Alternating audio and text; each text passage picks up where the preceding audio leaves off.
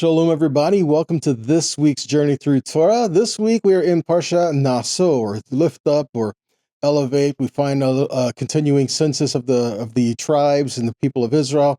Specifically, we're talking about the Levi'im because they were not counted in with the other census of the people of Israel. The Levites were counted separately. And so one of the things we find in this parasha, an important thing we get into, is servanthood. The tribe of Levi, they were subdivided into family groups, and these groups would serve together. Interesting that this word for serve is also the word for a servant, and it's also the word used for the Yom HaKippurim service, the Avodah. So we serve and worship, these words are related. They're the same thing. So when we serve Yahweh, we are worshiping Him. Now, here's the thing that we get into. The tribes, they didn't get to apply for their positions. They didn't get to apply for the things that they wanted. Yahweh says, we're going to have the tabernacle, Aaron and his sons, there's going to be the Kohanim, and then the rest of the tribe of Levi, they will work within the confines of the Mishkan, and in the order of, as the Kohanim have said, this is how it's going to fall. This is the function. This is how things are going to do. In other words, you may have heard this term, they were voluntold. They weren't really volunteers, but yet they were instructed what they were going to be doing. They're saying, you will volunteer for this job. Thank you for your volunteering, right? In other words, there were things that needed to be done, and there were tasks that needed to be said. There were things that had to happen, and there were certain people that said, this is your job, this is your job, this is your job. And they didn't get to say, oh, no, I don't want that job. No, Yahweh says, this is what's needed, and I want you to do it. This was a task at hand that was specifically given by Yahweh to specific people, okay? And so they were working here, but this was an important task. They were to carry out their task fervently. They were to carry them out wholeheartedly. They were to carry them out with honor and respect and diligently, because if they didn't, somebody could die. This was not just things of saying, okay, well, somebody messed up, let's fix it. No, depending on what it was, someone could have lost their life because they failed to protect and guard over the things that were holy and the tasks that were provided to them. This is why the Levi'im and the Kohanim, why they were instructed for years before they were actually put into service. They had to be trained in how to handle the holy things and trained in how to handle this. So what do we learn from this? When we come to the kingdom of Yahweh, when we repent and we come to serve Him, we're like, God, I want to serve you. Then He says, great, I want you to serve me and worship me and honor me, but in part of the serving me, you're going to have to learn how to serve your brother. You're going to have to learn how to serve in this capacity. And that is a big test for us, isn't it?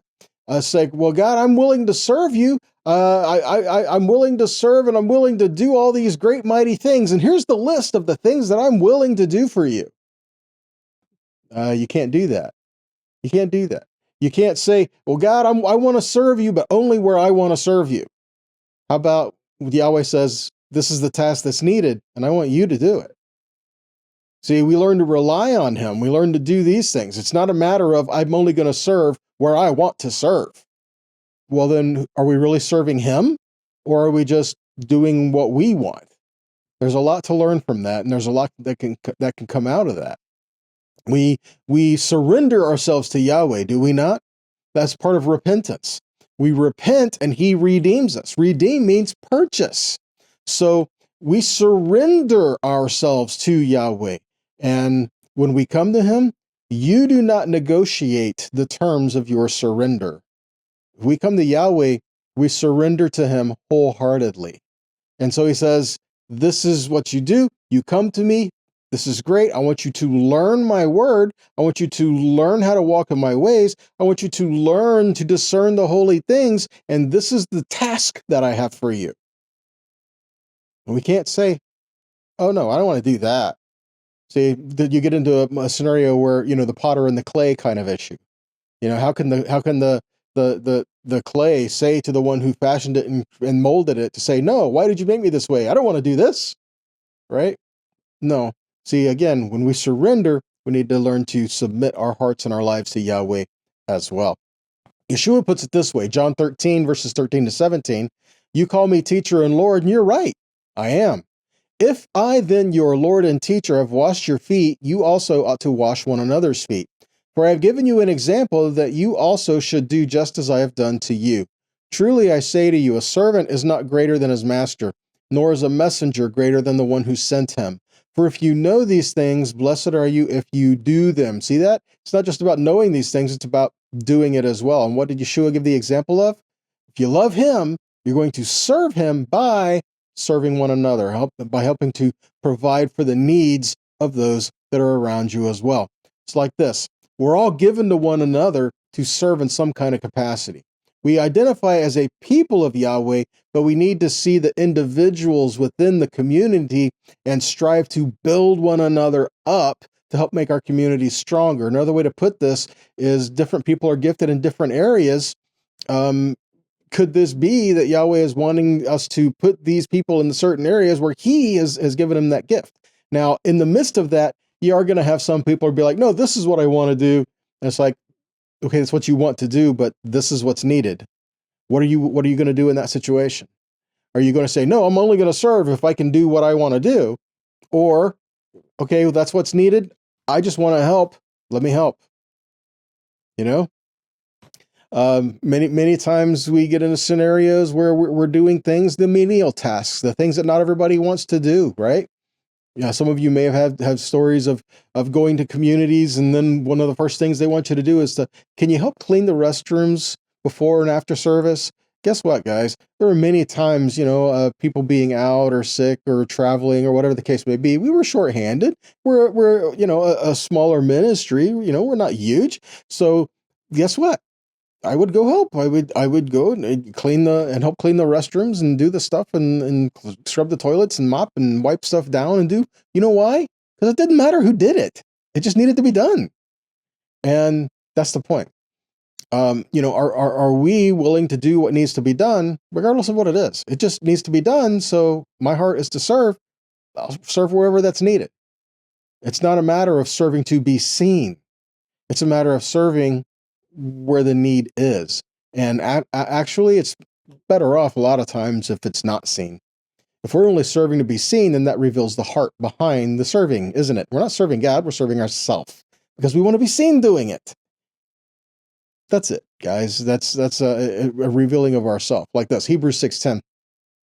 For God is not unjust so as to overlook your work and the love that you have shown in his name in serving the saints as you still do. God sees. He knows. He's the only one that needs to know. Okay? Matthew 23:11 and 12. The greatest among you will be your servant, and whoever exalts himself will be humbled, and whoever humbles himself will be exalted. Do you want your reward here and now, or are you working to the eternal things? That's it. Matthew 10, verses 42 to 45. Yeshua called them and said to them, you know that those who are considered rulers of the Gentiles lord it over them, and their great ones exercise authority over them. But it shall not be so among you. But whoever would be great among you must be your servant, and whoever would be first among you must be slave of all. For even the Son of Man came not to be served, but to serve and give his life as a ransom for many. So all that in the service, and we are to take the service wholeheartedly and take it to heart and do it joyfully, cheerfully, and to do it unto Yahweh. Anything that we're doing for Yahweh, it's for Yahweh. It's not really for anyone. It's for him. If we're doing it for him, then is really any task menial? Is really anything he's asking us to do? Is that beneath us? No. We're doing it because it represents how we honor him. Right? So, into this parsha. I know we're just now getting into it, right? Numbers chapter 4, verses 24 to 27, we read about the Gershonite family. So it says, this is their task in carrying burdens. They are to carry the curtains of the tabernacle, the tent of meeting, its covering, the outer covering, the porpoise hide, the curtains for the entrance of the tent of meeting, the curtains surrounding the courtyard and the altar, the curtain for the entrance, the ropes, all the equipment used in its operations. They are to do all that needs to be done with these things. The sons of the Gershonites are to do all their tasks, whether carrying or doing other work. According to the word of Aaron and to his sons, you are to assign to them all that is their responsibility to carry. So what do the curtains and the coverings do? What was the function of this tribe? What was the function of this family? boundary control, carrying the things that make boundaries, carrying the things that make the separation. It's one of the things that we learn. It's important is a separation between the holy and the common, and to protect the holy things. There has to be this separation. You did not come to the tabernacle to defile it. Yahweh says that there would be death to those who came to defile the tabernacle. So you did not come to defile that which is holy. And so as you approach, Yahweh says, if you submit to him, he'll make you holy. He'll cleanse you. He'll bring you into his presence. But if we come with ill intent, then he's going to judge that. And that's not where we want to be either. And one of the big responsibilities of all the Levi'im were to teach and distinguish the differences between clean and holy and common, and to teach Israel the differences. It wasn't just something the priesthood was to know. It's something that Israel was to know. Why? So that they would know how to walk in it, and so that they would know if they had become defiled, that they could make the appropriate choices to be cleansed, right? So Leviticus 10, verses 10 and 11, it says, you are to distinguish between the holy and the common, and between the unclean and the clean. And you are to teach the people of Israel all the statutes that Yahweh had spoken to them by Moses. Ezekiel 44:23. They shall teach my people the difference between the holy and the common, and show them how to distinguish between the unclean and the clean. So what they were doing, they were to protect and to guard the sanctuary. The word for sanctuary is mikdash. Mikdash is from the word kadash, kodesh, something that is holy. So it is a holy place. So a consecrated thing, the sanctuary, this is the set apart place for Yahweh. This is the set apart dwelling where he says he's going to meet with us. So Yahweh is set apart. And as we see ourselves as set apart and we come to Yahweh, what promise do we have here? We have a picture of the Mishkan as we approach him as the holy set apart place where he dwells and we are a set apart people. There is a promise that as we approach, we are to see in our life. And I want to point it out this way. It's all learning to work together, so we're not bringing divisions and strife and contention into the house of Yahweh either, right? So as we approach, we do this unified, and we approach his tabernacle, Mishkan, from the word shakan, which means to dwell, right? But it's interesting if we take the meanings of the letters, the representations of the letters and the word Mishkan, we got to see a picture. Mem is representing waves and chaos. Shin is a pressing or a destroying or a tearing. A kaf is like the palm of a hand, and it's given like a covering, a safety, and a protection. And Nun is the life or the quickening of life. So in this phrase Mishkan, we can see to destroy chaos and preserve life. So when we come into the presence of Yahweh, he will destroy the chaos in us and preserve life. In other words, if we submit to him, then that chaos will be destroyed and we can have life preserved within us. And then we will work, function, and worship all within that. Guys, when you come to Yahweh, you are counted for service of the Most High. It's not like, okay, now we've come to Yahweh and now go on and back and do your own thing. No, once you've come to Yahweh, you are now in the service of the Most High. You are part of his people. Yahweh is Zavaot. He is the Lord of hosts. So you are part of this Zavaot. You are part of these hosts. You are part of these many people. In other words, you are now to take this experience that Yahweh has given in you and to carry this with you wherever you go. Much like carrying the curtains and the coverings and all these things, you're carrying these covering wherever you are, that you are this covering for the presence of Yahweh. See, it's not just a matter of you're being set apart from the world, as it is as well, you're being set apart to Yahweh. You're being set apart from the world because you're being set apart to him. There's a completion there. It's not just come out of the world, now just be in limbo. No, you come out of the world, now you come to him. See, and that completes the deliverance that he desires for you, right? 1 Corinthians 3:16 and 17 says, don't you know that you people are God's temple and that God's Spirit lives in you? So if anyone destroys God's temple, God will destroy him. For God's temple is holy, and you yourselves are that temple. Again, we're talking boundary maintenance, right? Not bringing unclean to the holy things, right? And you are a place for Yahweh to dwell, and you are to carry his presence with you. He is dwelling with you no matter where you go. And that should affect how you live your life and how you do the daily things of life as well. 1 Corinthians 6:19 and 20 says, don't you know that your body is a temple for the Ruach HaKodesh who lives inside you, whom you receive from God? The fact is, you don't belong to yourselves, for you were bought at a price, so use your bodies to glorify God. 2 Corinthians 6, verses 16 to 18 relating to these things, but also quoting from other places in the Tanakh. We see in verse 16, what agreement can there be between the temple of God and idols? For we are the temple of the living God. As God has said, I will house myself in them, and I will walk among you. I will be their God, and they will be my people.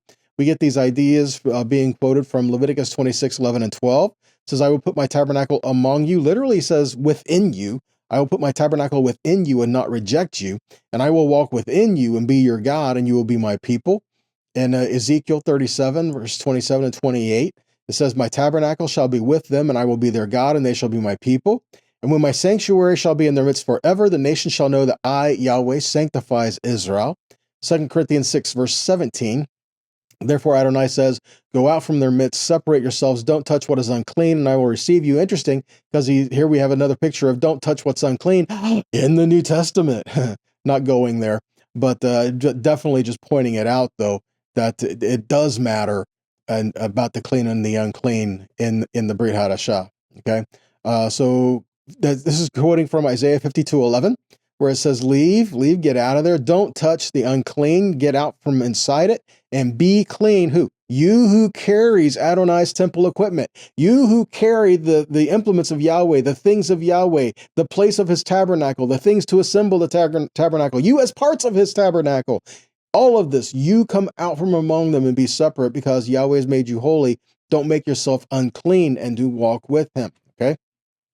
2 Corinthians 6, verse 18 says, in fact, I will be your father and you'll be my sons and daughters, says Adonai Sabaoth. Again, we see this principle in 2 Samuel 7, 14 and 15, where it says, I will be a father for him and he will be a son for me. If he does something wrong, I will punish him with a rod and blows, just as everyone gets punished. Nevertheless, my grace will not leave him, as I took it away from Shaul, whom I removed from before you. Again, Yahweh chastens whom he loves, right? We also see in Isaiah 43, verses 6 and 7, it says, I will say to the north, give them up, and to the south, don't hold them back. Bring my sons from far away and my daughters from the ends of the earth, everyone who bears my name, whom I created for my glory. I formed him, yes, I made him. Again, all the people who are called by his name, all those people that are set apart, we are to be called together into a people of Yahweh. See, we all have our roles. We all have different things we're supposed to do. We're not supposed to work against each other, but we're supposed to work with each other, okay? We all have different things, different functions. It doesn't mean that anyone is better than anybody else or anyone is any worse than anyone else. But we have different roles. We have different functions. And if someone is trying to work outside of their role and inside somebody else's function, it's not going to be as efficient or as good as it could be. And so we constantly have this battle going on within the body if we are not doing what we should be doing, working in the roles that Yahweh has put in our midst. If we're constantly trying to work outside of those roles, our body is rebelling within itself, and it's not going to function properly. We see examples in Ephesians 4, 11 to 16, where it says he gave some people as emissaries, prophets, proclaimers of the good news, some as shepherds and teachers. Their task is to equip God's people for the work of service that builds the body of the Messiah, until we all arrive at the unity implied by trusting and knowing the Son of God at full manhood, at the standard of maturity set by the Messiah's perfection. We will then no longer be infants, tossed about by the waves and blown along by every wind of teaching, at the mercy of people clever in devising ways to deceive. Instead, speaking the truth in love, we will in every respect grow up into him who is the head, the Messiah. Under his control, the whole body is being fitted and held together by the support of every joint, with each part working to fulfill its function. This is how the body grows and builds itself up in love. See that? When we love Yahweh, we're going to love one another, we're going to work together, and then we're going to let each of the people who have the gifts or the calls, the things that Yahweh has imparted to them, to do what they need to do. But they're not going to do it from a place of pride. They're not going to do it from a place of being arrogant. They're going to do it with the heart of equipping others to do what they're supposed to do. And that's how we're all work together, okay? Luke 19:17, again, Yeshua's good, well done, good servant. You have been faithful in little, so now I'll give you authority over 10 cities. If we're faithful in the little things, then more is given in that, right? So a lot of times Yahweh may want us to do big things, but he's not going to immediately give us these things. He's going to test us in the smaller things first so that we can see our heart and see the things and make corrections and do all that, so that when he entrusts us with the bigger things, we're not causing damage or causing harm to people, okay? Luke 16:10 to 12, One who is faithful in little is also faithful in much. One who is dishonest in little is also dishonest in much. If then you have not been faithful in the unrighteous wealth, how will he entrust you to true riches? And if you have not been faithful in that which is in others, how will you give to that which is your own? Again, faithful in the little things, faithful in more. Times of testing, trusting, and proving, we're all given this. They all happen, but Scripture says to know them that labor among you. This is why in our community, when people come in and they want to help, they want to serve, they want to do things, there's some things they could get in and do. But no one who just comes in and we've just met you, you're not going to have a place of any kind of authority in an assembly where you're teaching people or speaking into people's lives or trying to help give direction or teach, the word, the Torah. I mean, we need to know you. We need to know who you are, what your heart is. Are we willing to work together in these things? And you may have some great and awesome things that Yahweh has told you. Great, we'd love to hear them, but let's get to know you as well. Okay? It's much like when the Scripture talks about witnesses, they need to be credible witnesses. All right?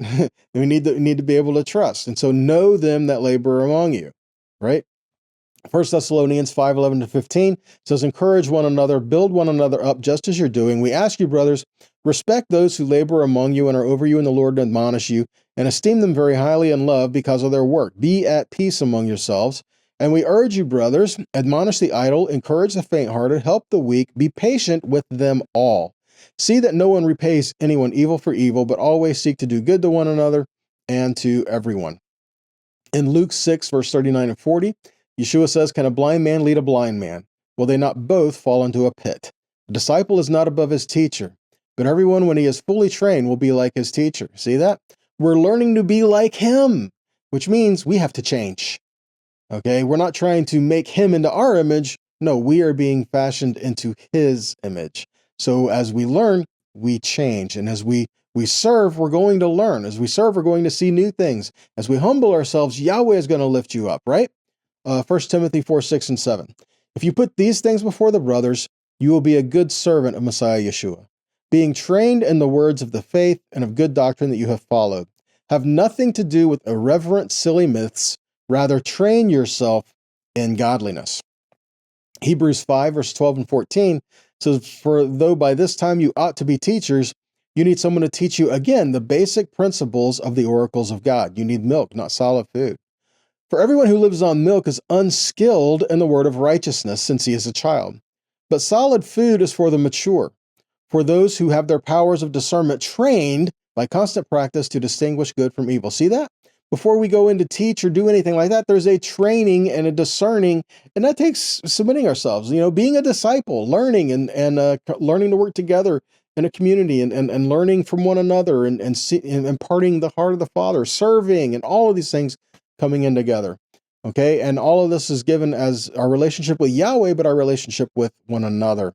See, this book, Bamidbar, it starts with an emphasis on relationship to the tabernacle and a relationship with the people of God. So we're all part of this body. We all have our roles. We all have our functions, and we're not looking to compete with one another. We're not looking to try to take somebody else's role. We're not trying to try to do something that Yahweh didn't ask us to do just because that's what we want. No, we're trying to work for the good and the betterment of the people of Yahweh. Psalm 110, verse 3 says, your people will offer themselves freely on the day of your power, and holy garments from the womb of the morning. The dew of your youth will be yours. The NASB puts it this way, your people will volunteer freely in the day of your power. Much like portion Terumah, Moshe said, these are the things that we need to build the tabernacle, and those whose hearts you pulled them, drawn them, those whose hearts were to do so, then came and brought and gave what was needed to do so. So the question is this, are we willing to be used in a role that is unseen? Are we willing to be used in roles that people don't see? Think about that. Are we willing to do something just because it needs to be done? It doesn't matter who sees it or who doesn't see it. James 4:17, whoever knows the right thing to do and fails to do it, to him it is sin. Galatians 6:9 says, let us not lose heart in doing good, for in due time we will reap if we do not grow weary. James 1:22 says, be doers of the word and not hearers only, deceiving yourself. We do because it is the heart of Yahweh to do. Because somebody has to do it, so let it be us, right? Ephesians 6:5-8, bondservants, obey your earthly masters with fear and trembling, with a sincere heart as you would Messiah.